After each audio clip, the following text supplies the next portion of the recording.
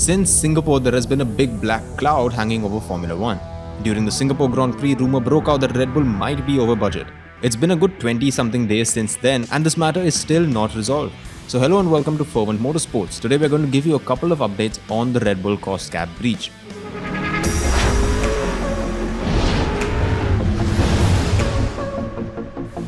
From the time the rumor broke out, there have been a few new developments. Last week, the FIA did find Red Bull guilty of a minor overspend. Then, Zak Brown rallied all of the team bosses and called for stricter punishments for Red Bull, stating that the integrity of Formula 1 was at stake.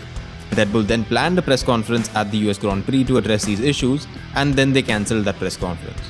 Along with Red Bull, two more teams are in hot water with the FIA. They are Williams and Aston Martin. Both of these teams have a procedural breach. This means that they delayed in submitting their forms, which is still a breach of the cost cap. Williams signed an ABA with the FIA earlier this year. ABA stands for Accepted Breach Agreement. This is a deal signed between the guilty team and the FIA. This usually has a fine attached to it and some sort of penalties. But most importantly, it means that once the ABA is signed, the team cannot challenge the decision of the FIA. So now, if the rumors that Red Bull have been offered an ABA are true, it makes things a bit more interesting. All of the other teams have been calling for Red Bull to get strict punishments to make an example for the future teams not to even think about cheating. But by signing the ABA, they can effectively avoid some of the bigger penalties and they'll just be fine. But essentially, they have agreed that they are cheaters. It's a double-edged sword really. On one hand, they escape with fewer punishments, but on the other hand, they agree that they cheated.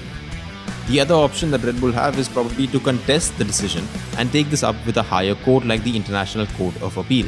This is something that Mercedes did after the Abu Dhabi Grand Prix last year. So you can see the dilemma that Red Bull are in.